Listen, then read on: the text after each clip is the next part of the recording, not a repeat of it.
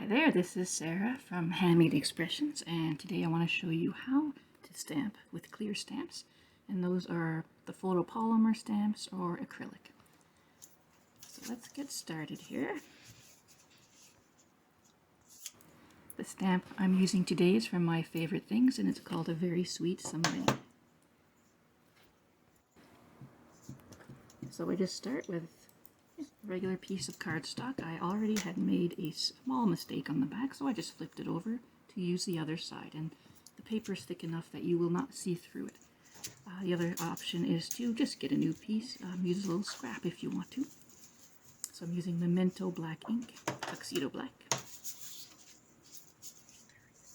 And the acrylic block is from Stampin' Up, and you just have to carefully place it down so that the image goes onto the paper very level and straight, and try not to rock back and forth because that will make smudges.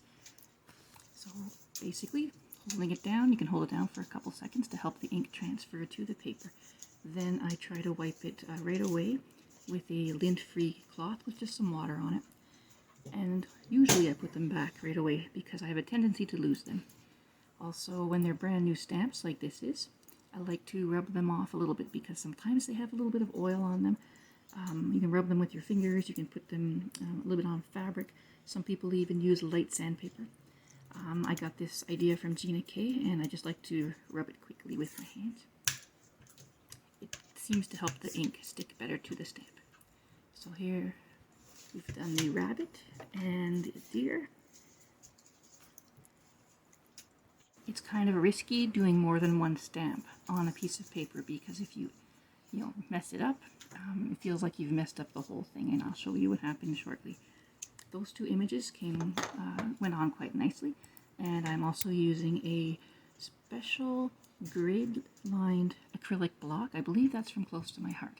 It's very useful for doing things like sentiments when you want to have a straight line. Try to put the sentiment on. Sorry, it's not showing in the camera. Just try to put it on relatively straightly, and then you can look through and make it as straight as possible. I usually put quite a bit of ink on if I can. Ooh, there's a little bit too much on the top, but I'm going to stamp anyway. And try to get any extra ink off the edges. Sometimes it will transfer to your paper. So just carefully place it where you want. Put it straight down, and then I let it sit there for a minute or two, or even a few seconds. You can see the first two words are a bit too dark, so I didn't like that.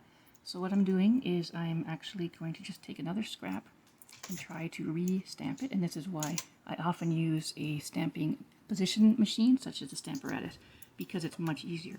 But in this case, I just wanted to show basic acrylic block stamping, and sometimes I just like to test it and see how the stamp is on a scrap piece of paper. You can see the ink on the edges of the block transferred to that scrap piece, but if you're careful, often it will not transfer, but I still try to wipe it off if I can.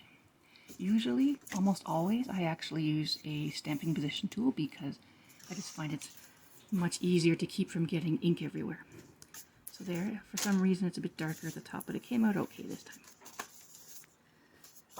So what I've done is I've cut it out.